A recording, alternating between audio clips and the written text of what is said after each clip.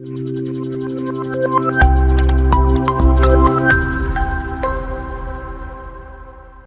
Everyone.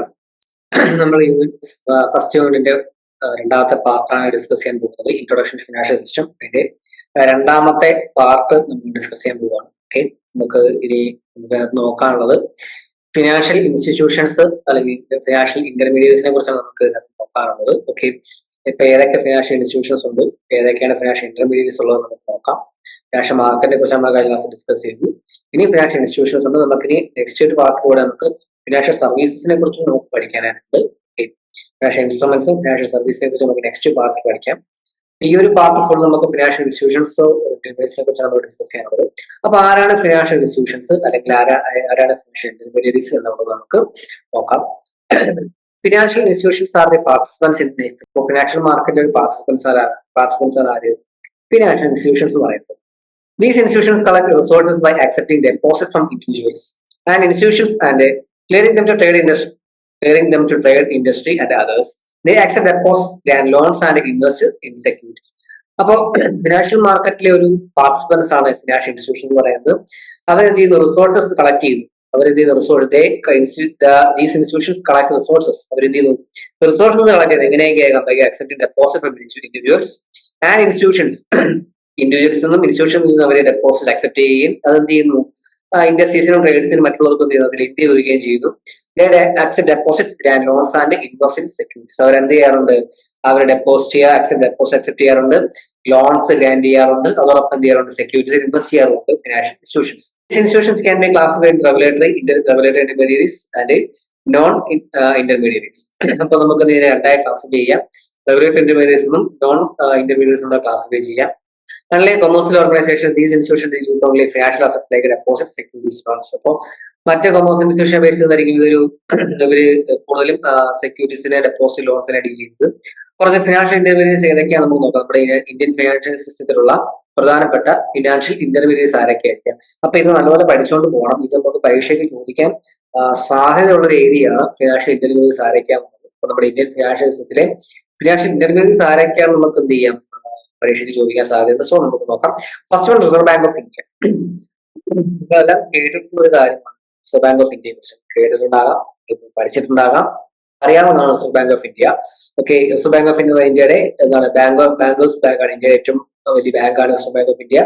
എല്ലാ ബാങ്കുകളുടെയും top ചിലപ്പോൾ നിൽക്കുന്ന ബാങ്കാണ്, അല്ലെങ്കിൽ അവരെല്ലാം റെഗുലേറ്റ് ചെയ്യുന്ന ബാങ്കാണ് ഇത് റിസർവ് ബാങ്ക് ഓഫ് ഇന്ത്യ എന്ന് പറയുന്നത്. ഓക്കെ, ഇതിന്റെ ആസ്ഥാനം എന്ന് പറഞ്ഞാൽ മുംബൈയിലാണ് ഇതിന്റെ ആസ്ഥാനം എന്ന് പറയുന്നത്. 1935 എന്തിരിക്കുന്നത് ഈ reserve bank of India establish ചെയ്തത്. അതൊക്കെ നിങ്ങൾ കേട്ടിട്ടുള്ള കാര്യമാണ്. നമ്മൾ കുറച്ച് നോക്കാം. The Reserve Bank of India is the overall regulator of the currency and credit system in India. Since the realization of the Indian economy in 1991, monetary policy has become the vehicle of instituting financial sector reforms in the country. അപ്പോൾ ഇന്ത്യയിലെ overall credit and currency സിസ്റ്റത്തിന്റെ ഒരു regulator ആണ് ആരെന്ന് പറയുന്നത് ഈ reserve bank of India എന്ന് പറയുന്നത്. നമ്മുടെ മോണിറ്ററി പോളിസി എന്ത് ചെയ്യുന്നു? മോണിറ്ററി പോളിസി 1991 റിവൈസേഷന് ശേഷം മോണിറ്ററി പോളിസിയാണ് നമുക്ക് പ്രധാനപ്പെട്ട കാര്യം. അപ്പോൾ ആ മോണിറ്ററി പോളിസി ഇഷ്യൂ ചെയ്യുന്ന ആര് തന്നെയാണ്? റിസർവ് ബാങ്ക് ഓഫ് ഇന്ത്യയാണ് മോണിറ്ററി പോളിസി ഇഷ്യൂ ചെയ്യുന്നത്. RBI regulator and supervisor of the financial system ensure the following. അപ്പോൾ ഫിനാൻഷ്യൽ സിസ്റ്റത്തിൽ പ്രധാന റെഗുലേറ്റർ ആര്? സൂപ്പർവൈസർ ആയിട്ടോ അല്ലെങ്കിൽ റെഗുലേറ്റർ ആയിട്ടോ ആക്ട് ചെയ്യുന്നത് കുറച്ച് ഒബ്ജക്റ്റീവ്സ് ഉണ്ട്. ഉറപ്പിക്കാൻ എന്തൊക്കെയായിരിക്കാം? Main public confidence in the financial system. Financial സിസ്റ്റത്തിലെ പബ്ലിക് കോൺഫിഡൻസ് മെയിൻറ്റെയിൻ ചെയ്ത് പോകുക. Protect deposits interest and investment. അപ്പോൾ ഇൻവെസ്റ്റേഴ്സിന്റെ ഡെപ്പോസിറ്റ് പ്രൊട്ടക്ട് ചെയ്യുക, അവരുടെ ഇൻട്രസ്റ്റും പ്രൊട്ടക്ട് ചെയ്യുക. മീൻസ് അവർക്ക് കിട്ടാനുള്ള ഇൻട്രസ്റ്റ് അല്ല, അവരുടെ വിശ്വാസം പ്രൊട്ടക്ട് ചെയ്യുക.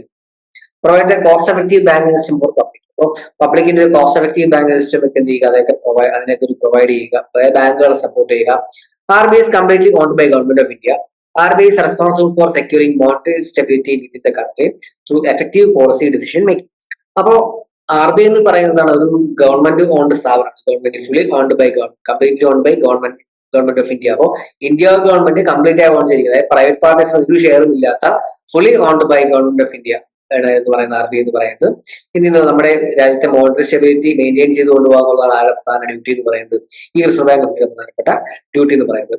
RBI lays down the framework for the efficient functioning of the currency, monetary and debt market. RBI also the manager of exchange rate control, It also controls the currency liquidity in the country by affecting changes in the money supply. അപ്പോൾ RBI എന്ത് ചെയ്തു അവിടെ പ്രധാനപ്പെട്ട function എന്ന് പറഞ്ഞായിരിക്കും രാജ്യത്തെ currency monetary debt market എന്ത് ചെയ്യുക പ്രോപ്പറായി function ചെയ്യുക അതിനെ എഫക്റ്റീവ് ആയിട്ട് കൊണ്ടുപോകുക എന്നുള്ളതാണ്. RBI is also the manager of exchange rate. അപ്പൊ നമ്മുടെ രാജ്യത്തെ എക്സ്ചേഞ്ച് റേറ്റ് കൺട്രോൾ ഒരു മാനേജറായിട്ട് ആരാണ് ആക്ട് ചെയ്യുന്നത്? RBI ആണ് ആക്ട് ചെയ്യുന്നത്.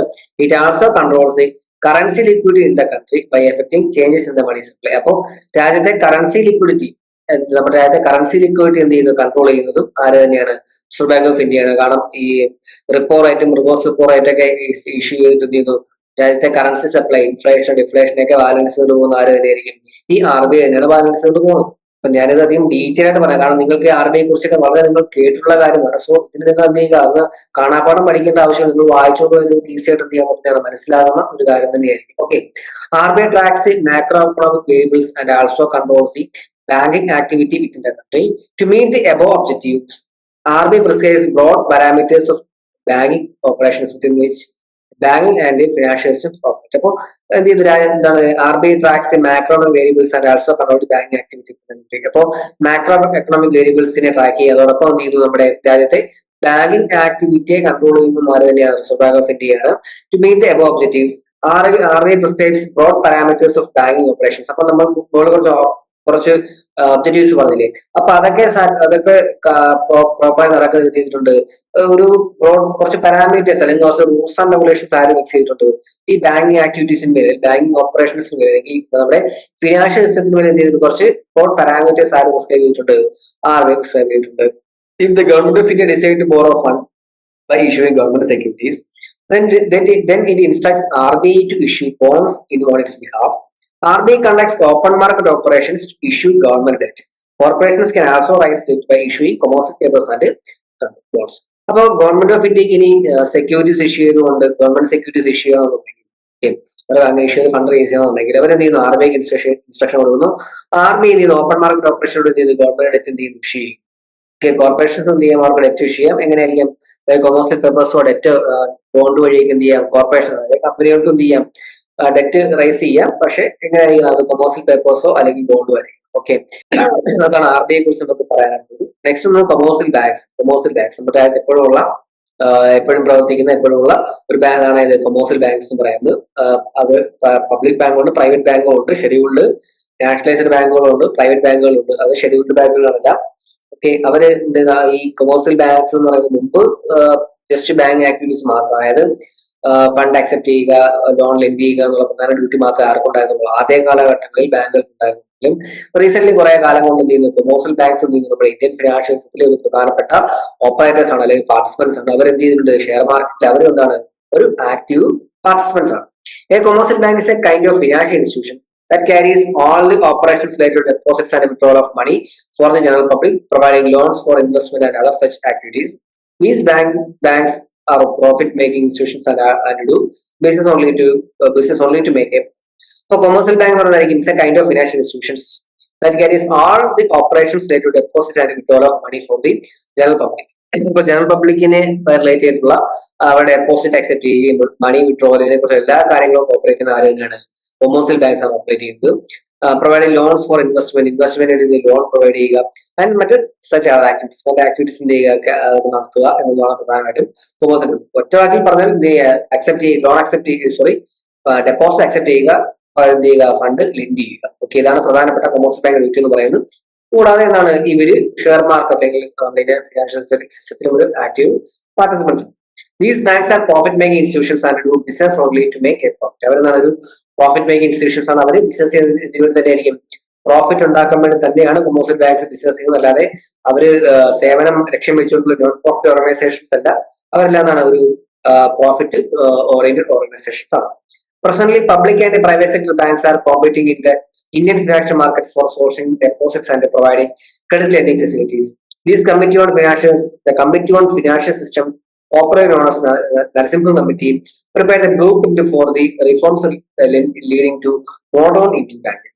അപ്പോൾ പ്രസന്റ്ലി ഇതാണ് public and private sector banks. ഇപ്പൊ നമ്മുടെ public and private sector banks എല്ലാം എന്ത് ചെയ്യുന്നുണ്ട്, ഇന്ത്യൻ ഫിനാൻഷ്യൽ സിസ്റ്റത്തിന്റെ ഒരു പ്രധാനപ്പെട്ട കോമ്പറ്റ് ആണ് for market for sourcing deposit and providing credit lending facilities. അവർ ഡെപ്പോസിറ്റുകൾ ആക്സെപ്റ്റ് ചെയ്യും, അവർക്ക് ക്രെഡിറ്റ് ഫെസിലിറ്റീസ് എപ്പോഴും കൊടുക്കുന്നുണ്ട്. Committee on financial systems popular known as Narasimha committee. അപ്പോൾ ബാങ്കിങ് റിഫോംസിന് പ്രധാനപ്പെട്ട ഒരു കമ്മിറ്റിയാണ് നരസിംഹ കമ്മിറ്റി എന്ന് പറയുന്നത്. മറ്റൊരു പേരാണ് committee on financial system.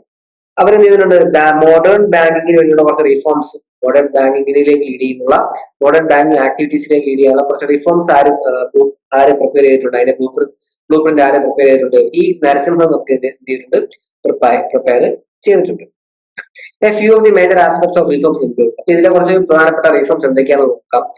Towards international norms in income recognition and provisioning, liberalization of entry and exit norms leading to the establishment of several new private sector and entry of several foreign banks, freeing the deposits and lending rates, allowing access to public equity markets for capital by public sector banks, introduction of technology in banking operations etcetera. അപ്പൊ ഇതൊക്കെയാണ് പ്രധാനമായിട്ടുള്ള major reforms എന്ന് പറയുന്നത്. അതായത് ലിബറലൈസേഷനും ആക്റ്റീവായിട്ട് കൊണ്ടുവരിക. അതായത് ഇപ്പം പ്രൈവറ്റ് സെക്ടർ ബാങ്കുകൾ കുറച്ച് കൂടുതലായിട്ട് ഇപ്പൊ നമ്മുടെ ബാങ്കുകളിൽ വരുന്നുണ്ട്. ഇപ്പം ലേറ്റസ്റ്റ് ആയിട്ട് നാഷണലൈസ് ചെയ്തിട്ടുള്ള നാഷണലൈസ് ചെയ്യല ലേറ്റസ്റ്റ് ആയിട്ട് ഷെഡ്യൂൾ ചെയ്തിട്ടുള്ള ഒരു ബാങ്കാണ് ഇസാഫ് എന്ന് പറയുന്നത്, സ്മാൾ ഫിനാൻസ് ബാങ്ക് എന്ന് പറയുന്നത്. അപ്പൊ ആദ്യ കാലഘട്ടങ്ങളിൽ പബ്ലിക് ബാങ്കുകൾ മാത്രം ഉണ്ടായിരുന്നു. ഇപ്പൊ പ്രൈവറ്റ് ബാങ്കുകളായിട്ടുള്ള ഫെഡറൽ ബാങ്ക് ഉണ്ട്, ICICI ബാങ്ക് ഉണ്ട്, HDFC ബാങ്ക് ഉണ്ട്, സൗത്ത് ഇന്ത്യൻ ബാങ്ക് ഉണ്ട്, ആക്സിസ് ബാങ്ക് ഉണ്ട്, ഇസാഫ് ഉണ്ട്. അപ്പൊ അങ്ങനെ പ്രൈവറ്റ് സെക്ടർ ബാങ്കുകൾ ഇന്ത്യയിലൂടെ കയറി വന്നിട്ടുണ്ട്. അതോടൊപ്പം ഫോറിൻ ബാങ്കുകൾ ഇന്ത്യയിൽ പല സ്ഥലങ്ങളിലും ഇപ്പോഴും ആക്റ്റീവായിട്ട് പ്രവർത്തിക്കുന്നുണ്ട്. കൂടാതെ ഡെപ്പോസിറ്റിന്റെ റേറ്റുകളും ലെൻഡിങ് റേറ്റുകളൊക്കെ ജസ്റ്റ് ഫ്രീ ആക്കിയിട്ടുണ്ട്. പബ്ലിക് ഇക്വിറ്റി മാർക്കറ്റിലേക്ക് അവർ പാർട്ടിസിപ്പൻസ് ആയിട്ടുണ്ട്. പിന്നെ പുതിയ ബാങ്കിങ് ഓപ്പറേഷൻസ് പുതിയ ടെക്നോളജീസ് എന്തെങ്കിലും ഇൻക്രീസ് ചെയ്തിട്ടുണ്ട്. അങ്ങനെ പല രീതിയിലുള്ള മാറ്റങ്ങൾ ഇപ്പോൾ നമ്മുടെ കൊമേഴ്സ്യൽ ബാങ്ക്സ് ഇന്ത്യയിൽ വന്നിട്ടുണ്ട്. Following the reforms, Indian banking industry grew in strength and stature. അപ്പോൾ ഈ ഒരു ആക്ടിവിറ്റീസിനോട് എന്ത് ചെയ്തിട്ടുണ്ട്, നമ്മുടെ ബാങ്കിങ് ആക്ടിവിറ്റീസ് അല്ലെങ്കിൽ ബാങ്കിങ് ഇൻഡസ്ട്രി വളരെയധികം വളർന്നു കഴിഞ്ഞു. In addition to significant growth in business, Indian banks experienced sharp growth in profitability, focus on prudential loans with higher provisioning levels, reduction in non-performing assets and surge in capital adequacy. അപ്പൊ ഈ ഒരു growth ഒക്കെ അല്ലെങ്കിൽ ഇത്തരത്തിലുള്ള ഒരു growth ഒക്കെ വന്നപ്പോൾ കൂടെ അതുവഴി എന്ത് ചെയ്തു, അവരുടെ ഒരു പ്രോഫിറ്റബിലിറ്റി, അതായത് ബാങ്കിന്റെ ഒരു പ്രോഫിറ്റബിലിറ്റി എന്ത് ചെയ്തു, ഓട്ടോമാറ്റിക്കായിട്ട് ഇൻക്രീസ് ചെയ്യുകയും അവർ പ്രൊഡൻഷ്യൽ നോംസിൽ കുറച്ച് ഫോക്കസ് ചെയ്യുകയും അവരുടെ പ്രൊഫഷണൽ ലെവൽസ് കുറച്ച് ഹൈ ആക്കുകയും അതോടൊപ്പം നോൺ പെർഫോമിംഗ് അസറ്റുകൾ എന്ത് ചെയ്തു, അവരധികം non performing asset non performing അസറ്റുകൾ റിഡ്യൂസ് ചെയ്യുക കാര്യങ്ങളുണ്ട് ഈ കൊമേഴ്സ്യൽ ബാങ്കുകൾ ചെയ്തിട്ടുണ്ട്. അപ്പൊ ആദ്യ കാലഘട്ടങ്ങളിൽ ഡെപ്പോസിറ്റ് അക്സെപ്റ്റ് ചെയ്യുക എന്ന duty accepting deposit and lending money മാത്രമായിരുന്നു ആര് ചെയ്തിട്ടുള്ളത്, നമ്മുടെ കൊമേഴ്സ്യൽ ബാങ്ക് ചെയ്തിട്ടുണ്ടെങ്കിൽ ഇപ്പോ ഒരു പ്രസന്റ് കണ്ടീഷനിൽ പറയുകയാണെങ്കിൽ അവരെന്ന് പറയുന്നത് ഇപ്പോൾ ഷെയർ മാർക്കറ്റിൽ ഒരു ആക്റ്റീവ് പാർട്ടിസിപ്പൻസ് ആണ്. ഇപ്പൊ നമ്മുടെ ജനറൽ പബ്ലിക്കിൽ നിന്ന് അക്സെപ്റ്റ് ചെയ്യുന്ന ഡെപ്പോസിറ്റ്സ് എല്ലാം അവർ എന്ത് ചെയ്യുകയാണ്, ചുമ്മാ ബാങ്കിൽ ഇൻവെസ്റ്റ് ചെയ്യുകയാണ് ചെയ്യുന്നത്. അവർ ലെൻഡ് ചെയ്യുന്നു, കൂടാതെ എന്ത് ചെയ്യുന്നുണ്ട്, അവർ അതിന്റെ ഒരു പോർഷൻ എവിടെ ഇൻവെസ്റ്റ് ചെയ്യുന്നുണ്ട്, ഷെയർ മാർക്കറ്റ് ഇൻവെസ്റ്റ് ചെയ്യുന്നു ഇല്ലേ. കാരണം ഇപ്പോ 6% റേറ്റ് ഓഫ് ഇൻട്രസ്റ്റിൽ എന്ത് ചെയ്തിട്ടുണ്ട്, അല്ലെങ്കിൽ 7% റേറ്റ് ഓഫ് ഇൻട്രസ്റ്റിൽ ഡെപ്പോസിറ്റ് അക്സെപ്റ്റ് ചെയ്ത് കഴിഞ്ഞാൽ ചിലപ്പോൾ ഒരു 10-15% റേറ്റ് ഓഫ് ഇൻട്രസ്റ്റ് തിരിച്ചു കൊടുത്തേക്കാം. പക്ഷേ ശ്രദ്ധിക്കേണ്ട ഒരു കാര്യം, ലോൺ എടുക്കുന്ന ഡെപ്പോസിറ്റ് നൽകുന്ന എല്ലാവരും എന്ത് ചെയ്യാറുണ്ട്, ആ ഡെപ്പോസിറ്റ് മേടിക്കാറുണ്ട്. ചിലപ്പം മെച്യൂരിറ്റി പീരീഡ് കഴിയുന്നതിന് മുമ്പ് എന്ത് ചെയ്യാറുണ്ട്, അവർ ആ ഡെപ്പോസിറ്റ് വിഡ്രോ ചെയ്യാറുണ്ട്. പക്ഷെ ലോൺ എടുക്കുന്നവരെല്ലാം എന്ത് ചെയ്യുന്നില്ല, ആ ലോൺ പ്രോപ്പറായിട്ട് അടച്ചു തീർക്കണമെന്നില്ല, അവരെ ടൈം പീരീഡിൽ തന്നെ അത് കംപ്ലീറ്റ് ചെയ്യണമെന്നില്ല. സോ അങ്ങനെ വരുമ്പോൾ എന്ത് ചെയ്യാറുണ്ട്, ബാങ്കിന് ചെറിയ നഷ്ടങ്ങൾ വരാറുണ്ട് അല്ലേ. അപ്പൊ അങ്ങനെ നഷ്ടങ്ങൾ വരാതിരിക്കാൻ വേണ്ടി അവർ എന്ത് ചെയ്യും, ഇപ്പോൾ അവർ ചെയ്യുന്ന പ്രധാന പരിപാടി എന്ന് പറയുന്നത് എന്ത് ചെയ്യുക, ഷെയർ മാർക്കറ്റിൽ ഇൻവെസ്റ്റ് ചെയ്യുക, അല്ലെങ്കിൽ അതിനകത്തൊക്കെ ഒരു ആക്റ്റീവായിട്ട് പാർട്ടിസിപ്പേറ്റ് ചെയ്യുക. അതുവഴി എന്ത് ചെയ്യാം, അവർക്ക് കുറച്ച് കൂടുതൽ പ്രോഫിറ്റ് എയിം ചെയ്യാൻ സാധിക്കും. അങ്ങനെയാണ് എന്ത് ചെയ്യുക, അവരിപ്പോൾ ഒരു നമ്മുടെ ഫിനാൻഷ്യൽ മാർക്കറ്റിൽ ഒരു മേജർ പാർട്ടായിട്ട് മാറിയിരിക്കും. ഓക്കെ, മറ്റൊരു പ്രധാനപ്പെട്ട പാർട്ടിസിപ്പന്റ് ആണ് സ്റ്റോക്ക് എക്സ്ചേഞ്ച് എന്ന് പറയുന്നത്. അതായത് നമ്മുടെ ഷെയറുകളെല്ലാം കമ്പനീസിന്റെ ഷെയറുകളെല്ലാം വിൽക്കുകയും വാങ്ങുകയും ചെയ്യുന്ന ഒരു പ്ലേസ് അല്ലെങ്കിൽ മാർക്കറ്റ് ആണ് സ്റ്റോക്ക് എക്സ്ചേഞ്ച് അല്ലെങ്കിൽ സ്റ്റോക്ക് മാർക്കറ്റ് എന്ന് പറയുന്നത്. The trading in secondary market for long-term securities is conducted through stock exchange. അപ്പോ ലോങ് ടേം സെക്യൂരിറ്റീസ് ഒക്കെ വിൽക്കുന്ന ഏത് വഴിയാണ്, സ്റ്റോക്ക് എക്സ്ചേഞ്ച് വഴിയാണ് ട്രേഡ് ചെയ്യുന്നത്. Buying and selling securities in the secondary market is fairly simple. Investors have to open an account with a member of the stock exchange and then place orders through the member. അപ്പോൾ ഈ secondary മാർക്കറ്റിലൂടെ securities വാങ്ങുക വിൽക്കുക ചെയ്യുന്ന പറയുന്നത് simple ആയിട്ടുള്ള കാര്യം തന്നെയാണ്. Investors have to open an account with a member of the stock exchange. അപ്പൊ സ്റ്റോക്ക് എക്സ്ചേഞ്ച് ഒരു മെമ്പറുമായിട്ട് എന്ത് ചെയ്യുക, അല്ലെങ്കിൽ സ്റ്റോക്ക് ബ്രോക്കറുമായി ചേർന്ന് എന്ത് ചെയ്യുക, ഒരു ഡിമാറ്റ് അക്കൗണ്ട് എന്ത് ചെയ്യുക, ഓപ്പൺ ചെയ്ത് വെക്കുക. ആൻഡ് അതുവഴി എന്ത് ചെയ്യാം, മെമ്പർ വഴി എന്ത് ചെയ്യാം, നമുക്ക് ഓർഡേഴ്സ് പ്ലേസ് ചെയ്യാം, നമുക്ക് സെക്യൂരിറ്റീസ് വാങ്ങാനും വിൽക്കാനും സാധിക്കും.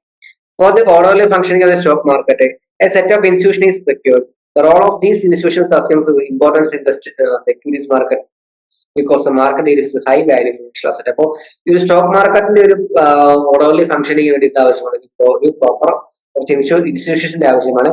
ഏതൊക്കെ ഇൻസ്റ്റിറ്റ്യൂഷനാണ് ആവശ്യമായിട്ടുള്ളത്? The institutions include stock member of stock exchanges, clearing corporations, depository, transactions and securities exchange board of India. അങ്ങനെ കുറച്ച് ഇൻസ്റ്റിറ്റ്യൂഷൻസിന്റെ ആവശ്യം ആർക്കുണ്ട്? ഈ സ്റ്റോക്ക് എക്സ്ചേഞ്ചിന്റെ പ്രോപ്പർ ഫംഗ്ഷന് ആവശ്യം.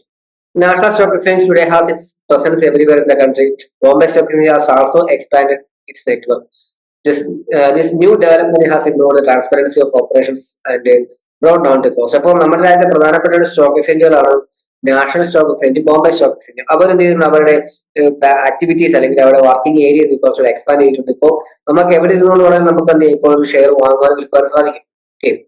Today, the stockbrokers are operating from their offices to the computer networks, and investors can see the price at which the transactions are settled.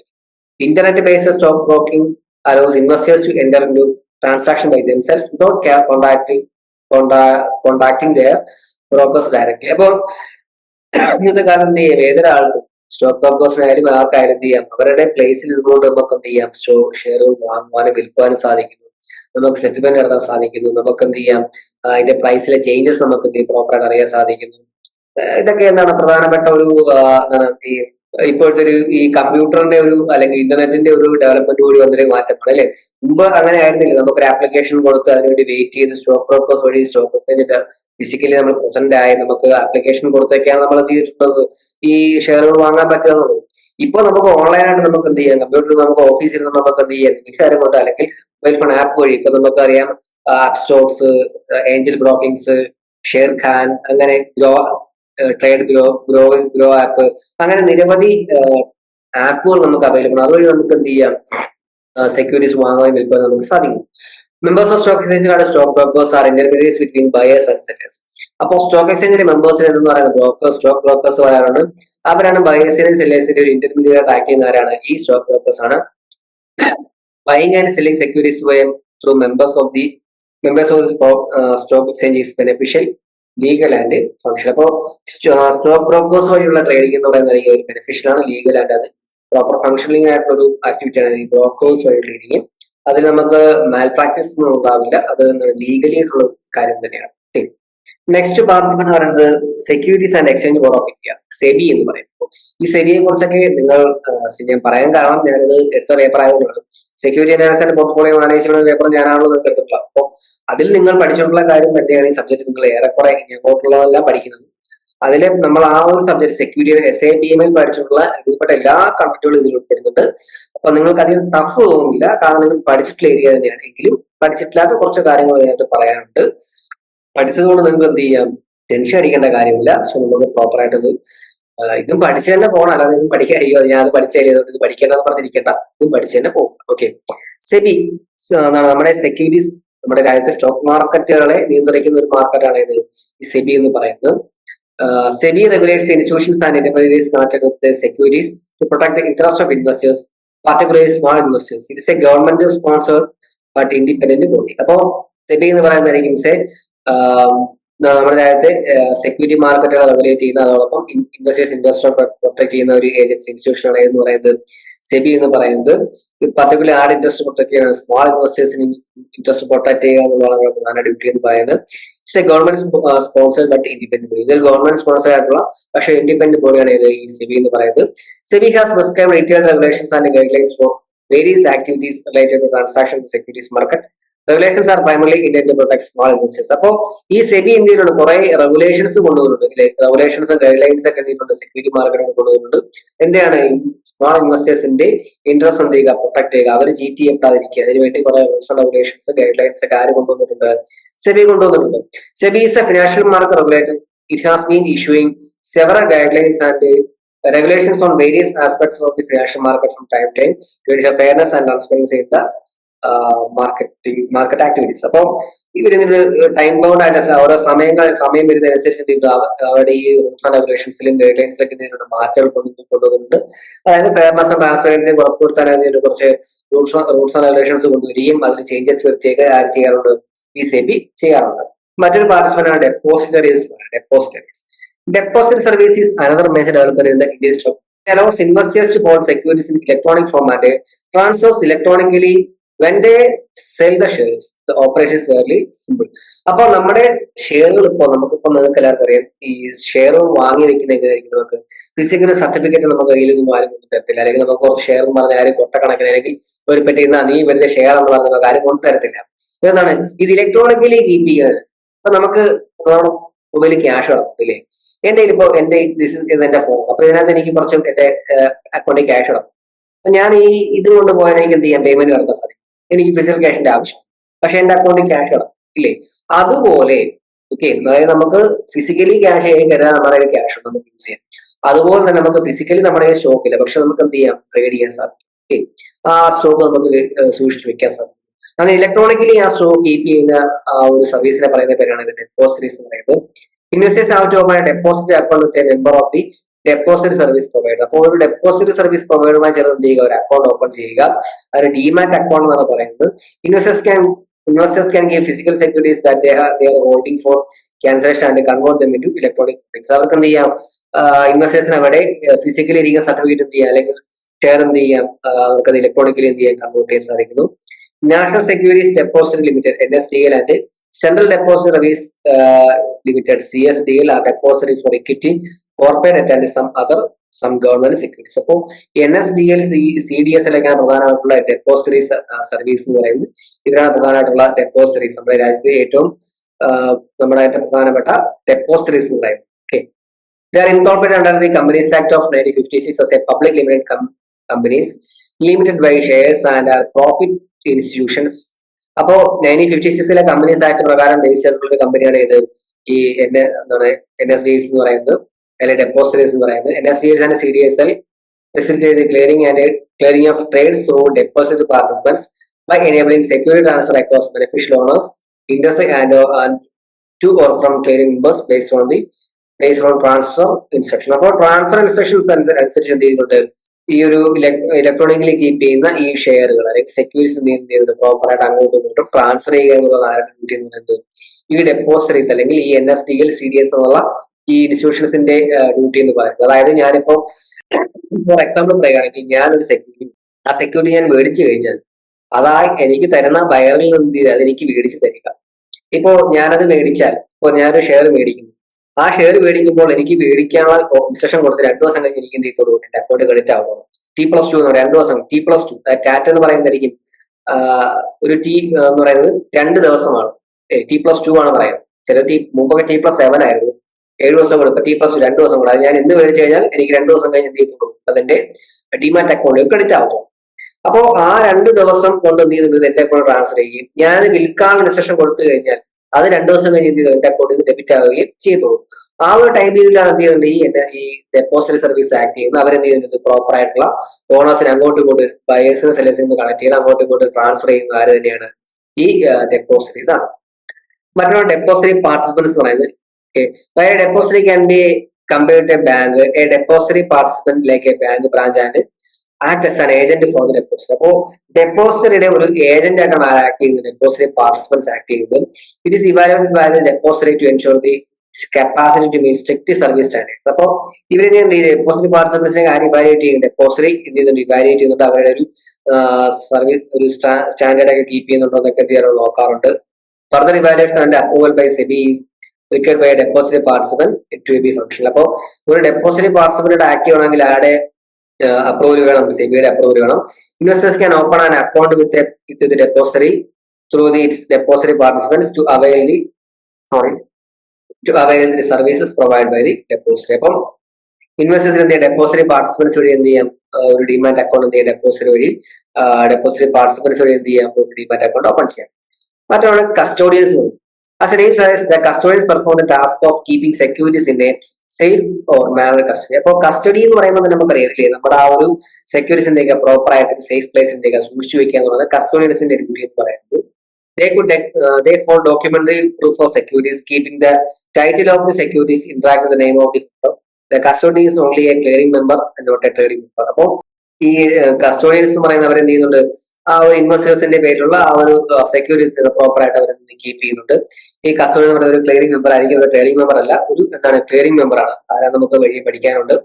A custodian is required to settle the trades only after conforming to the National Securities Clearing Corporation (NSCCI) that it will be settle the trade only. If it takes the obligation, it will have to settle the trades, and if not, the obligation is assigned back to trading member for whom the custodian works.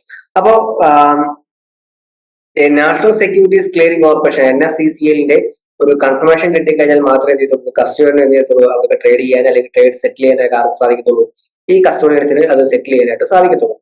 That it will settling the trades or not. അപ്പൊ ഇത് trade ചെയ്യണോ വേണ്ടത് settlement ചെയ്യുന്ന ആര് തന്നെയാണ്, ഈ national securities clearing corporation ആണ്. അവരാണ് എന്ത് ചെയ്യുന്നത്, കൺഫർമേഷൻ കൊടുക്കേണ്ടത്. അത് കഴിഞ്ഞാൽ എന്ത് ചെയ്തുള്ളൂ, ഈ കസ്റ്റഡിയൻസിന് എന്ത് ചെയ്തുള്ളൂ, കസ്റ്റഡിയന് ഇത് സെറ്റിൽ ചെയ്യാൻ അല്ലെങ്കിൽ ഇത് അങ്ങോട്ടും ഇങ്ങോട്ടും ട്രാൻസ്ഫർ ചെയ്യാൻ കസ്റ്റഡിയന് സാധിക്കത്തുള്ളൂ. If it takes obligation it will have to settle the trades, and if not, the obligation is assigned back to the trading member for the custodians. അപ്പോൾ ഇത് പ്രോപ്പർ ആയിട്ട് എന്ത് ചെയ്യുന്നു, ഇത് ട്രേഡ് ചെയ്യണോ വേണ്ട തീരുമാനിച്ചിട്ട് ട്രേഡ് ചെയ്യേണ്ട, അല്ലെങ്കിൽ എന്ത് ചെയ്യുക, തിരിച്ച് കസ്റ്റമേഴ്സിലേക്ക് പോകുക, അല്ലെങ്കിൽ ആ ഒരു ട്രേഡിംഗ് മെമ്പർ ആണ് അയാളെ തിരിച്ചു പോവുക, അല്ലെങ്കിൽ എന്ത് ചെയ്യുക, തിരിച്ച് സെയിൽ ചെയ്യേണ്ടതാണെങ്കിൽ എന്ത് ചെയ്യുക, അത് ആരാണോ ബയറായിട്ടുള്ള അയാളിലേക്ക് എന്ത് ചെയ്യുക, പോവുക. ഇപ്പൊ ഫോർ എക്സാമ്പിൾ ഞാൻ സെക്യൂരിറ്റീസ് ഞാൻ എന്ത് ചെയ്തു വാങ്ങാൻ തീരുമാനിച്ചു. അപ്പൊ ഞാൻ സെക്യൂരിറ്റി വാങ്ങാൻ തീരുമാനിച്ചു. അപ്പൊ എനിക്ക് എന്തെങ്കിലും ഞാൻ എന്റെ എന്തെങ്കിലും ഇൻവെസ്റ്റർ ഞാനാണ്, അപ്പൊ എന്തെങ്കിലും ഒരു റൂൾസ് ആൻഡ് റെഗുലേഷൻസ് ഞാൻ പാലിച്ചിട്ടില്ല, അല്ലെങ്കിൽ എന്തെങ്കിലും റിക്വയർമെന്റ് എന്റെ ഫുൾഫിൽ ആയിട്ടില്ല, അല്ലെങ്കിൽ എന്ത് ചെയ്യത്തില്ല, സെറ്റിൽമെന്റ് നടക്കത്തില്ല. അത് വിൽക്കുമ്പോഴും അതുപോലെ തന്നെ എന്തെങ്കിലും റൂൾസ് ആൻഡ് റെഗുലേഷൻസ് ഞാൻ ഫോളോ ചെയ്തിട്ടില്ല, എന്തെങ്കിലും ബ്രേക്ക് ചെയ്തിട്ടുണ്ടെങ്കിൽ എന്ത് ചെയ്യാം, ആ ഒരു ട്രേഡിംഗ് നടക്കത്തില്ല, അത് എന്ത് ചെയ്യാം, തിരിച്ച് എന്ത് ചെയ്യാൻ ഇതിലേക്ക് തന്നെ വരാൻ സാധ്യതയുണ്ട്. അപ്പോ ഈ കസ്റ്റോഡിയൻസിനാണ് എന്ത് ചെയ്യുന്നത്, സേഫ് ആയിട്ട് കീപ്പ് ചെയ്യുന്നു. അവർക്ക് എന്ത് ചെയ്തോളൂ, നാഷണൽ സെക്യൂരിറ്റീസ് ക്ലിയറിംഗ് കോർപ്പറേഷൻസിന്റെ കൺവെൻഷൻ കിട്ടിയാൽ എന്ത് ചെയ്തോളൂ, അവർക്ക് സെറ്റിൽ ചെയ്യാനും സാധിക്കും. ഓക്കെ, മറ്റൊരു ക്ലിയറിംഗ് കോർപ്പറേഷൻ എന്ന് പറയുന്നത്, clearing corporation enables the members to settle the transaction entered among themselves on behalf of their client investors. It operates something similar to the check clearing services offered by RBI for banks. അപ്പോൾ നമ്മൾ ബാങ്കിലൊക്കെ check clear ചെയ്യുന്ന പോലെ securities clear ചെയ്യുന്ന ഒരു institution ആയെന്ന് പറയുന്നത് clearing corporation പറയുന്നത്.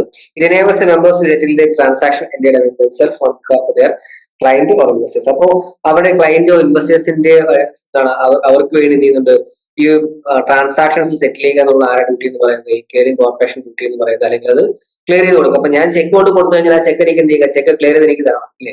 അപ്പൊ ഞാനൊരു പാർട്ടിയുടെ എനിക്ക് ക്യാഷ് ഇട്ടാണ്, ഞാൻ അവരുടെ ചെക്ക് മേടിച്ച് ബാങ്ക് കൊണ്ട് കൊടുത്തു കഴിഞ്ഞാൽ അതെന്ത് ചെയ്യുക, പ്രോപ്പറായിട്ട് എന്ത് ചെയ്യുക, ക്ലിയർ ചെയ്ത് എന്ത് ചെയ്യുക, എനിക്ക് ക്യാഷ് തരിക എന്നുള്ളതാണ് ഡ്യൂട്ടി. അതുപോലെ തന്നെ എന്ത് ചെയ്യുക, ആ ഒരു ട്രാൻസാക്ഷൻസ് എന്ത് ചെയ്യുക, പ്രോപ്പറായി സെറ്റിൽ ചെയ്ത് ക്ലിയർ ചെയ്ത് കൊടുക്കുക എന്നുള്ളതാണ് ആരുടെ ഡ്യൂട്ടി എന്ന് പറയുന്നത്, ഈ ക്ലിയറിംഗ് കോർപ്പറേഷൻ ഡ്യൂട്ടി എന്ന് പറയുന്നത്. Securities were traded in physical form, a large number of securities had to be exchanged with members, and the clearing corporations had a major work on this part. Today, after the depository facility was introduced, the workload of the clearing corporation has come down significantly. മുമ്പൊക്കെ physical ഫോമിലാണ് transaction നടക്കുന്ന സമയത്ത് ഈ clearing corporations എന്നാണ് ഒരുപാട് exchange നടക്കണം, അവർക്ക് ഒരുപാട് സെക്യൂരിറ്റീസ് കീപ്പ് ചെയ്യണം, അതെല്ലാം എക്സ്ചേഞ്ച് ചെയ്യണം, അതൊക്കെ ഭയങ്കര ബുദ്ധിമുട്ടാണ്, ക്ലിയർ ചെയ്യണം, അത് ഭയങ്കര ബുദ്ധിമുട്ടായിരുന്നു. ഇപ്പോ നെറ്റ്വർക്ക് സർവീസ്, ഈ കമ്പ്യൂട്ടർ ബേസ്ഡ് ആക്ടിവിറ്റീസ് കൂടി ഡെപ്പോസിറ്റ് ഫെസിലിറ്റി വന്നുകൂടി എന്ത് ചെയ്തിട്ടുണ്ട്, അവരുടെ ഒരു ക്ലിയറിംഗ് വർക്ക് എന്ന് പറയുക ആ വർക്കോട് എന്ത് ചെയ്തിട്ടുണ്ട്, വളരെയധികം കുറയ്ക്കാൻ അവർക്ക് എന്ത് ചെയ്യുന്നു സാധിച്ചിട്ടുണ്ട്. Clearing corporation today facilitate the members to transfer securities to depositories and also settle the monetary part of this transaction. The institution exclusively serving purpose. അപ്പോൾ ക്ലിയറിംഗ് കോർപ്പറേഷൻ ചെയ്തിട്ടുണ്ട് ആ ഒരു മെമ്പേഴ്സിന്റെ സെക്യൂരിറ്റീസ് ട്രാൻസ്ഫർ ചെയ്യുകയും ഇപ്പം വിൽക്കാനും വാങ്ങാനുമുള്ള മെമ്പേഴ്സിനെ ബ്രോക്കേഴ്സിനെ സർവീസ് ചെയ്യുന്ന രീതിയിലുള്ള എന്ത് ചെയ്യുക, സെക്യൂരിറ്റീസ് വാങ്ങുവാനും അല്ലെങ്കിൽ റിസീവ് ചെയ്യാനോ അല്ലെങ്കിൽ വിൽക്കുവാനോ ഒക്കെ എന്ത് ചെയ്തിട്ടുണ്ട് ഈ ഒരു ക്ലിയറിംഗ് കോർപ്പറേഷൻ സഹായിക്കുന്നുണ്ട്. NSCCയിലെ wholly owned subsidiary of NSE. അപ്പോൾ national securities clearing corporation NSCCA പറയുന്നത് NSE ഒരു ഹോളി ഓൺ സബ്സിഡിയാണ്. NSE കംപ്ലീറ്റ് ഓൺ ചെയ്തിരിക്കുന്ന ഒരു ക്ലിയറിംഗ് കോർപ്പറേഷൻ ആണ് ഇത് NSCC എന്ന് പറയുന്നത്. It is incorporated in August 1995, commencing clearing corporation in 1986. അപ്പോൾ 1995 എന്ത് ചെയ്തിട്ടുണ്ട്, ഇവർ ഇൻകോർപ്പറേറ്റ് ചെയ്തെങ്കിലും ക്ലിയറിംഗ് ആക്ടിവിറ്റീസ് തുടങ്ങുന്നതാണ് April 1996 മുതലാണ് ആക്ടിവിറ്റി സ്റ്റാർട്ട് ചെയ്യുന്നത്. Purpose include maintaining confidence in securities, clearing and settlement, promoting short and consistent settlement cycles, providing counterparty risk guarantee and operating a tight risk containment system. അപ്പോൾ ഇവിടെ പ്രധാനപ്പെട്ട duty എന്തായിരിക്കും? Purpose include maintaining confidence security clearing and settlement. അപ്പോൾ security clearing സെറ്റിൽമെന്റിന്റെ ഒരു confidence കൊണ്ടുവരിക, promoting short and constant settlement cycle, ഒരു short and constant settlement cycle എന്ത് ചെയ്യുക? പ്രൊമോട്ട് ചെയ്യുക വളരെ പെട്ടെന്ന്. അതായത് ഒരു സെറ്റിൽമെന്റ് ടൈം വളരെ കൂട്ടും. മുമ്പൊക്കെ ഞാൻ പറഞ്ഞു T+7 ആയിട്ട് T+2 ആയിട്ട് എന്ത് ചെയ്യുന്നു പറഞ്ഞിട്ടുണ്ട്. Providing counter party risk guarantee and operating tight risk containment system, ഇതൊക്കെ ഇവരുടെ പ്രധാനപ്പെട്ട ഡ്യൂട്ടിയാണ് ഈ NSCCL. Carry out clearing and settlement of trades in equities and derivatives segments and operates a subsidiary general ledger for government securities. Performs tasks such as clearing all trades, determining member obligations, arranging for fund and securities paying out and assuming counterparty risk. Also undertakes settlement of transaction on other stock exchange like over the counter exchange of India. അപ്പോൾ over the counter exchange of India ചെയ്യുന്ന പോലെയുള്ള activities. അപ്പോൾ proper ആയിട്ട് എന്ത് ചെയ്യുക? Equities ഡെറിവേറ്റീവ്സിനെ settle ചെയ്യുക, perform task such as clearing all ട്രേഡുകൾ ക്ലിയർ ചെയ്യുക, ഡിറ്റർമൈൻ മെമ്പർ ഒബ്ലിഗേഷൻസ് ഡിറ്റർമൈൻ ചെയ്യുക, arrange for fund for securities pay in and out. അപ്പോൾ ഫണ്ടുകൾ എന്ത് ചെയ്യുക? ഫണ്ട് സെക്യൂരിറ്റീസിന്റെ പേ ഇന്നിന് പേ ഔട്ട് വേണ്ടിയിട്ടുള്ള ഫണ്ട് അറേഞ്ച് ചെയ്യുക, ഇങ്ങനെ കൗണ്ടർ പാർട്ടി റിസ്ക് അസ്യൂം ചെയ്യുക. ഇതൊക്കെയാണ് പ്രധാനമായിട്ടുള്ള ഈ NSCCL പ്രധാനപ്പെട്ട ഡ്യൂട്ടീസ് എന്ന് പറയുന്നത്. പറയുന്നത് ക്ലിയറിംഗ് മെമ്പേഴ്സ് ആണ്. ക്ലിയറിംഗ് മെമ്പേഴ്സ് ഇപ്പൊ ക്ലിയറിംഗ് ഓപ്പറേഷനിൽ ആക്ടിവിറ്റി ചെയ്യുന്ന ആരാണ്? ക്ലിയറിംഗ് മെമ്പേഴ്സ് ആണ്. Clearing members are responsible for settling the trades done on all the counters. അപ്പോൾ എല്ലാ കൗണ്ടേഴ്സിലെയും ട്രേഡ് സെറ്റിൽ ചെയ്യുന്നതിന്റെ ട്രേഡ് സെറ്റിൽ ചെയ്യുക എന്നുള്ള ഡ്യൂട്ടി ആർക്കാണ്? ഈ clearing മെമ്പേഴ്സിനാണ്. Settling the trading involves taking a responsibility that is making available the resources required on time and making available the fund and securities on the settlement day. അപ്പോൾ എന്ത് ചെയ്യുക? Settlement ഡേയിൽ എന്ത് ചെയ്യുക? പ്രോപ്പർ ആയിട്ട് ഈ സെക്യൂരിറ്റി സെറ്റിൽ ചെയ്യുക. അതായത് 2 ദിവസം ഇപ്പൊ ഞാൻ പർച്ചേസ് ചെയ്യാനുള്ള ഇൻസ്ട്രക്ഷൻ കൊടുത്തു കഴിഞ്ഞാൽ എന്ത് ചെയ്യുക? 2 ദിവസത്തിനുള്ളിൽ എന്ത് ചെയ്യുക? ആ സെക്യൂരിറ്റീസ് എന്റെ അക്കൗണ്ടിൽ ക്രെഡിറ്റ് ചെയ്യുക എന്നുള്ളത് ഈ ക്ലിയറിംഗ് മെമ്പേഴ്സിന്റെ ഡ്യൂട്ടിയാണ്. Funds are made available to the clearing banks and the clearing members has his account and the securities made available to depository participants. In the case of trade done on the capital market segment, all trading members have to be their clearing members too, that they have to settle the trade done by them. Okay. അപ്പോൾ clearing banks വഴി എന്ത് ചെയ്യുന്നത്? Clearing members ഏത് ബാങ്കാണ് account അതുവഴിയാണ് എന്ത് ചെയ്യുന്നത്? Fund എന്ത് ചെയ്യുന്നത്? അവർ അവൈലബിൾ ആക്കുന്നത്. ഓക്കെ. ഡെപ്പോസിറ്റ് പാർട്ടിസിപ്പൻസ് എന്ത് ചെയ്യുക? സെക്യൂരിറ്റീസ് അവൈലബിൾ ആക്കുന്നത്. ഇനി ഈ ഒരു ട്രേഡ് നടത്തുന്നത് ക്യാപിറ്റൽ മാർക്കറ്റ് സെഗ്മെന്റ് വഴിയാണെങ്കിൽ, ക്യാപിറ്റൽ മാർക്കറ്റ് സെഗ്മെന്റ് വഴിയാണ് അവർ ട്രേഡ് ചെയ്യുന്നതെങ്കിൽ ട്രേഡിംഗ് മെമ്പേഴ്സിനെ ആരായിട്ട് ആക്ട് ചെയ്യണം? ക്ലിയറിംഗ് മെമ്പേഴ്സ് ആയിട്ട് ആക്ട് ചെയ്യണം. കാരണം അവരുടെ ട്രേഡിംഗ്, അവരുടെ സെറ്റിൽമെന്റ് ആര് തന്നെ ചെയ്യണം? അവർ തന്നെ ചെയ്യണം. അതിപ്പോ ഞാൻ ആപ്പ് വഴി മേടിക്കുന്നെങ്കിൽ അതുവഴി എനിക്ക് എന്ത് ചെയ്യാം? എനിക്ക് തന്നെ സെറ്റിൽ ചെയ്യാം. അതായത് എനിക്ക് വേറെ എന്തെങ്കിലും സെറ്റിൽ ചെയ്യാൻ ആവശ്യമില്ല. ഞാൻ സെറ്റിൽമെന്റ് ഇൻസ്ട്രക്ഷൻ കൊടുത്താൽ അത് ഓട്ടോമാറ്റിക്കായിട്ട് എന്ത് ചെയ്യും? അത് എന്റെ അക്കൗണ്ടിലോട്ട് ക്രെഡിറ്റ് അയക്കും. ഓക്കെ. ഇനി ഇതിന്റെ case of trades and in the futures and options market. So ഈ futures and market options clearing സെഗ്മെന്റിലാണ് എന്ത് ചെയ്യുന്നത്? ട്രേഡിംഗ് നടക്കുന്നതെങ്കിൽ clearing members can be separate entity from trading members. അപ്പോൾ ട്രേഡിംഗ് മെമ്പേഴ്സിൽ നിന്ന് ഒരു സെപ്പറേറ്റ് എൻറ്റിറ്റി ആര് ആക്ട് ചെയ്യുന്നത്? ക്ലിയറിംഗ് മെമ്പേഴ്സ് ആക്ട് ചെയ്യുന്നുണ്ട്. As the volume of trade on this segment is huge. അപ്പോൾ ഫ്യൂച്ചേഴ്സിലും ഓപ്ഷൻസിലുള്ള ട്രേഡിംഗ് എന്ന് പറയുന്നത് വളരെ ഹ്യൂജ് ആയിരിക്കും. അതുകൊണ്ട് തന്നെ ക്ലിയറിംഗ് മെമ്പേഴ്സും ട്രേഡിംഗ് മെമ്പേഴ്സും ആയിരിക്കും രണ്ടായിട്ടാണ് ആക്ട് ചെയ്യുന്നത്. Clearing member has to get himself registered with NSCCL. അപ്പോൾ ക്ലിയറിംഗ് മെമ്പർ എന്തിരിക്കണം? NSCCL-ആയിട്ട് എന്തിരിക്കണം? രജിസ്റ്റർ ചെയ്തിരിക്കും. മറ്റൊന്ന് ക്ലിയറിംഗ് ബാങ്ക്സ് ആണ്. Clearing banks act as a link between clearing members and the NSCCL for settlement of fund. That is pay in and pay out of fund. അപ്പോൾ ഈ ഒരു ക്ലിയറിംഗ് മെമ്പേഴ്സിന്റെയും ക്ലിയറിംഗ് NSCCL ഒരു link ആയിട്ടാണ് act ചെയ്യുന്നത്? Clearing bank act ചെയ്യുന്നത്. കാരണം അവരാണ് fund എന്ത് ചെയ്യുന്നത്? സെറ്റിൽ ചെയ്യുന്നത്. കാരണം എനിക്കിപ്പോ ഒരാൾക്ക് ക്യാഷ് കൊടുക്കും. ഞാനിപ്പോ X എന്ന വ്യക്തിക്ക് ഞാൻ കുറച്ച് ക്യാഷ് കൊടുക്കണമെങ്കിൽ ഞാനാണെങ്കിൽ ക്യാഷ് അയക്കുന്നു. ഞാൻ ഗൂഗിൾ പേ വഴി അങ്ങോട്ട് ക്യാഷ് അയച്ചു കൊടുക്കണം. അത് പ്രോപ്പറായിട്ട് അയാളുടെ അക്കൗണ്ടിലോട്ട് കൊണ്ട് ഡെപ്പോസിറ്റ് ചെയ്യുക എന്നുള്ളത് അയാളുടെ ഡ്യൂട്ടിയാണ്, എന്റെ ക്ലിയറിംഗ് ബാങ്കിന്റെ ഡ്യൂട്ടിയാണ്, അല്ലേ? അല്ലാതെ ഇപ്പൊ ഞാൻ അങ്ങോട്ട് അയച്ചു കൊടുത്തു, അത് എവിടെയെങ്കിലും കൊണ്ട് കറങ്ങി അവസാനം തിരിച്ച് എന്റെ അക്കൗണ്ടിലോട്ട് കഴിഞ്ഞാൽ അത് ശരിയാവും? ഒരിക്കലും ഇല്ല, അല്ലേ? ചിലപ്പോൾ എന്തെങ്കിലും നെറ്റ്വർക്ക് ഇഷ്യൂ തിരിച്ച് എന്റെ അക്കൗണ്ടിലോട്ട് വന്നേക്കാം. എങ്കിലും ഞാനൊരു ഫണ്ട് ട്രാൻസ്ഫർ ഞാൻ ഇൻസ്ട്രക്ഷൻ കൊടുത്തു കഴിഞ്ഞാൽ അത് ഞാൻ പ്രോപ്പറായിട്ട് ഞാൻ ഏത് പാർട്ടിക്കാണോ ഇൻസ്ട്രക്ഷൻ കൊടുത്തേക്കുന്നത് ആ പാർട്ടിയിലേക്ക് അക്കൗണ്ടിലോട്ട് ചെയ്യുക, ആ ഫണ്ട് ട്രാൻസ്ഫർ ആയിരിക്കും. അപ്പൊ അതേ ഡ്യൂട്ടി തന്നെയാണ് ഇവിടെയും ചെയ്യുന്നത്. ഈ സ്റ്റോക്ക് മാർക്കറ്റും ചെയ്യുന്നത്. ക്ലിയറിംഗ് മെമ്പേഴ്സ് എന്ത് ചെയ്യുന്നു? ഫണ്ട് സെറ്റ് ചെയ്യാനുള്ള ഓപ്ഷൻസ് കൊടുക്കുന്നു, ഇൻസ്ട്രക്ഷൻ കൊടുക്കുന്നു. ക്ലിയറിംഗ് ബാങ്ക്സ് വഴി എന്ത് ചെയ്യുന്നു? ആ ഫണ്ട് ട്രാൻസ്ഫർ ആകും. Every clearing members gets an account open with a clearing bank for this purpose only. അപ്പോൾ എല്ലാ ക്ലിയറിംഗ് മെമ്പേഴ്സും ക്ലിയറിംഗ് ബാങ്കോട്ട് കഴിയുന്ന ഒരു അക്കൗണ്ട് ഈ ഒരു സെറ്റിൽമെന്റിന് വേണ്ടി അവർക്ക് ഉണ്ടായിരിക്കണം. A clearing bank works on the instructions of the clearing member. അപ്പോൾ ക്ലിയറിംഗ് മെമ്പറുടെ ഇൻസ്ട്രക്ഷൻസ് അനുസരിച്ചാണ് ആര് ആക്ട് ചെയ്യുന്നത്? ക്ലിയറിംഗ് ബാങ്ക് ആക്ട് ചെയ്യുന്നത്.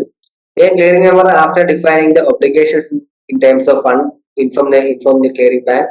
About obligations to be fulfilled, the clearing bank makes available the fund required on the payout day to meet obligations on time. അപ്പോൾ clearing member ചെയ്തിട്ടുണ്ട് ഒരു proper instruction കൊടുക്കണം, ഈ securities ഒന്ന് വാങ്ങണം, അതിനുവേണ്ടി ഫണ്ട് അറേഞ്ച് ചെയ്ത് നിൽക്കുന്ന ആ ഡ്യൂട്ടി ആയിരിക്കും ഈ ക്ലിയറിംഗ് ബാങ്കിന്റെ പ്രധാനപ്പെട്ട ഡ്യൂട്ടി ആയിരിക്കും. ഇനി സേവ് ചെയ്യണമെങ്കിൽ ഫണ്ട് ഇങ്ങോട്ട് ഓട്ടോമാറ്റിക്കായിട്ട് പോവുകയും ചെയ്യും, ക്ലിയറിംഗ് ബാങ്കിലേക്ക് ഫണ്ട് പോവുകയും ചെയ്യും. മറ്റൊരു പാർട്ടിസിപ്പൻസ് ആണ് പ്രൊഫഷണൽ ക്ലിയറിംഗ് മെമ്പേഴ്സ് എന്ന് പറയുന്നത്. Professional clearing members R special category members who undertake clear and settle trades done by the brokers, traders who have appointed to do the job. അപ്പോൾ professionally clear members ആണ്, അതായത് ഒരു traders അല്ലെങ്കിൽ brokers ചെയ്തിട്ടുണ്ട്, ഇവരെ appoint ചെയ്തിരിക്കുകയാണ്, നിങ്ങൾ ഇത് ഡ്യൂട്ടി ചെയ്യണമെന്ന് പറഞ്ഞ് ചെയ്തിട്ടുണ്ട്, അവരെ അപ്പോയിന്റ് ചെയ്തിരിക്കുന്ന ആൾക്കാരാണ് ഈ പ്രൊഫഷണൽ ക്ലിയറിംഗ് മെമ്പേഴ്സ് എന്ന് പറയുന്നത്. They take the responsibility for clearing the trades done by these clients. In no circumstances they perform the task of trading. The clearing banks and the depository act as an interface between the NSSC and the clearing members for custody. അപ്പോൾ professional clearing members എന്തായിരിക്കും, ഒരു ബ്രോക്കേഴ്സോ ട്രേഡേഴ്സോ appoint ചെയ്യുന്ന ആൾക്കാരാണ് ആരെന്ന് പറയുന്നത് ഈ professional clearing members എന്ന് പറയുന്നത്. ഇവരെന്ത് ചെയ്യുന്നുണ്ട്, അവരുടെ ഇൻസ്ട്രക്ഷൻസ് അനുസരിച്ചാണ് എന്ത് ചെയ്യുന്നത്, ആക്ട് ചെയ്യുന്നത്. സെക്യൂരിറ്റീസ് വാങ്ങാനും വിൽക്കുവാനും അല്ലെങ്കിൽ അത് ക്ലിയർ ചെയ്യുന്നതിന് വേണ്ടി ആര് എന്ത് ചെയ്യുന്നുണ്ട്, വെയിറ്റ് ചെയ്യുന്നുണ്ട്. ക്ലിയറിംഗ് മെമ്പേഴ്സിന്റെ ഇൻസ്ട്രക്ഷൻസ് സ്റ്റോക്ക് ബ്രോക്കേഴ്സിന്റെ അല്ലെങ്കിൽ ട്രേഡേഴ്സിന്റെ ഇൻസ്ട്രക്ഷൻ അനുസരിച്ചാണ് എന്ത് ചെയ്യുന്നത്, അവരെ ആക്ട് ചെയ്യും. ഓക്കെ, അപ്പൊ എത്രയാണ് പ്രധാനപ്പെട്ട പാർട്ടിസിപ്പൻസ് അല്ലെങ്കിൽ ഇന്റർമീഡിയറ്റ്സ് എന്ന് പറയുന്നത്. അപ്പോൾ RBI ഉണ്ട്, കൊമേഴ്സ്യൽ ബാങ്ക്സ് ഉണ്ട്, സ്റ്റോക്ക് എക്സ്ചേഞ്ച് ഉണ്ട്, സെബി ഉണ്ട്, ഡെപ്പോസിറ്ററീസ് ഉണ്ട്, ക്ലിയറിംഗ് മെമ്പേഴ്സ് ഉണ്ട്, കസ്റ്റോഡിയൻസ് ഉണ്ട്, ഡെപ്പോസിറ്ററി പാർട്ടിസിപ്പൻസ് ഉണ്ട്, ഡെപ്പോസിറ്ററി ബാങ്ക് ക്ലിയറിംഗ് ബാങ്ക്സ് ഉണ്ട്, ക്ലിയറിംഗ് മെമ്പേഴ്സ് ഉണ്ട്, പ്രൊഫഷണൽ ക്ലിയറിംഗ് മെമ്പേഴ്സ്. ഇതൊക്കെയാണ് പ്രധാനമായിട്ടുള്ള നമ്മുടെ ഫിനാൻഷ്യൽ ഇന്റർമീഡിയറ്റ്സ് എന്ന് പറയുന്നത്. അപ്പോൾ ഇവർ വഴിയാണ് എന്ത് ചെയ്യുന്നത്, നമ്മുടെ ഫിനാൻഷ്യൽ സിസ്റ്റം എന്ത് ചെയ്യുന്നത്, ആക്ട് ചെയ്യുന്നത്. ഇനി നമുക്ക് നോക്കേണ്ട ഫിനാൻഷ്യൽ സർവീസും ഫിനാൻഷ്യൽ ഇൻസ്ട്രുമെന്റ്സും നമുക്ക് നോക്കാനുണ്ട്. നമുക്ക് എന്ത് ചെയ്യണം, ഒരു നെക്സ്റ്റ് പാർട്ടായിട്ട് നമുക്ക് എന്ത് ചെയ്യുന്നത് ഡിസ്കസ് ചെയ്യാം. Okay, thank you.